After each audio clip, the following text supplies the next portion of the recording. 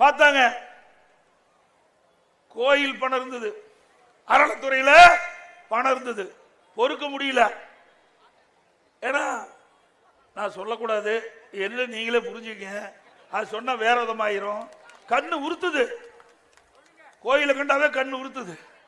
அது இருக்கிற பணத்தை எல்லாம் எடுத்து கல்லூரி கட்ட ஆரம்பிக்கிறாங்க.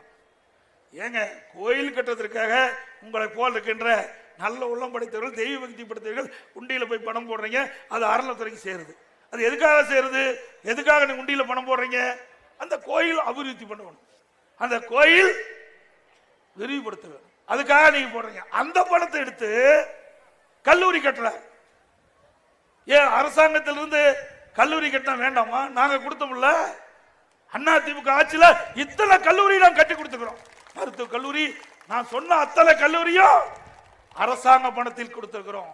நீங்க அப்படி அல்ல, வேண்டுமென்றே திட்டமிட்டு அறநிலைத்துறையில் இருக்கின்ற அந்த நிதியை எடுத்து இதற்கு செலவழிப்பது எந்த விதத்தில் நியாயம்? சிந்திச்சு பாருங்க.